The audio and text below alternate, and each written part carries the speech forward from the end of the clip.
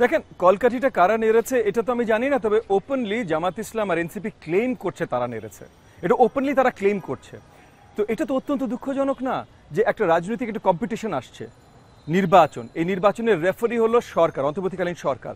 এই অন্তর্বর্তীকালীন সরকার রেফারি উপস্থিত থাকতে হঠাৎ করে কোনো এক সেট প্লেয়ার বলছে যে তারা জোর করে পুরো নিয়মটাই, খেলার নিয়মই বদলে দিয়েছে। এখন যারা একটা নিয়মে সেট হয়ে তৈয়ারি নিচ্ছিল তাদের জন্য মুশকিল করে দিলেন না, এবং কোনো কারণ আছে এটা করবার।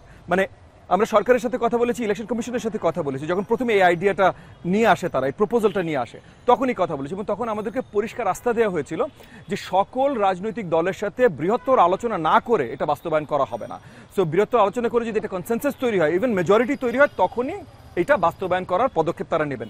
কিন্তু হঠাৎ করে মানে রাতের আধারে অলমোস্ট, মানে একদিন সন্ধ্যায় বা একদিন হঠাৎ করে একটা প্রেস কনফারেন্স ডেকে এটা আসিফ নজরুল সাহেব ডিক্লেয়ার করে দিলেন কারোর সাথে কথা না বলে। কেন? মানে গণতন্ত্রকে কিভাবে উদ্ধার করা হচ্ছে এই আরপিওতে, এই সংশোধনটার মাধ্যমে? রাদার আরো রাজনৈতিক অধিকার যা যা ছিল এটা তো খর্ব করা হচ্ছে। এর আগে কি ছিল? জোটে থাকলে আপনি জোটের মার্কাও নিতে পারেন, নিজের মার্কাও নিতে পারেন। কেউ যদি নিজের মার্কা নিতে চায় কেউ থামাচ্ছে না তাকে, কিন্তু জোটের মার্কা নিতে হলে সেই স্বাধীনতাটাও তার ছিল। এখন কি করলেন? এই স্বাধীনতাটা খর্ব করে দিলেন। তো এই যে এই স্বাধীনতা খর্ব করলেন, ডেমোক্রেটিক রাইট আপনি আটকে দিলেন না, করলেন ক্লেম করছে দুটো দল যে তারা করেছে, তার মানে তাদের সহযোগিতা করলেন। তাহলে রেফারির কি দরকার ভাই?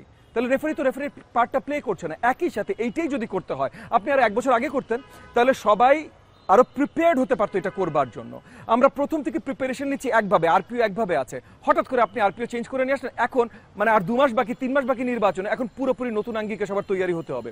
সো এইটা কয়েকজনকে লাভ দেবার জন্যই করা হয়েছে বলে আমরা বিশ্বাস করি, এবং অত্যন্ত নেতিবাচক একটা মুভ করেছে সরকারের পক্ষ থেকে, এটা আমরা বিশ্বাস করি। এইটা আসলে আগামী নির্বাচনে কেমন প্রভাব পড়বে বলে মনে করছেন, ভোটারদের কাছ থেকে শুরু করে আপনাদের ব্যক্তিগত দলীয়?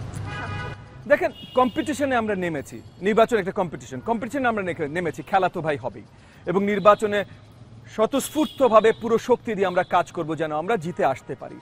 তবে এইটা করা হয়েছে 2-1টা দলের পক্ষপাতিত্ব করবার জন্য।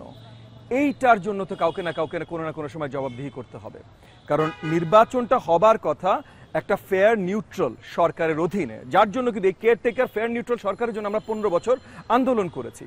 আমরা চিন্তা করেছিলাম এই ইন্টারিম সরকারটা ফেয়ার নিউট্রাল হবে, কিন্তু এই ইন্টারিম সরকারের সময় স্পেসিফিক্যালি 2টা দল, জামাতে ইসলাম আর এনসিপি, যা চাচ্ছে তাই পাচ্ছে, এবং তারা গর্ব করে বুক চেতিয়ে ক্লেম করছে যে তারা চেয়েছে বলে হয়েছে। তাহলে সেই জায়গায় নিরপেক্ষতা কই থাকে এই সরকারের?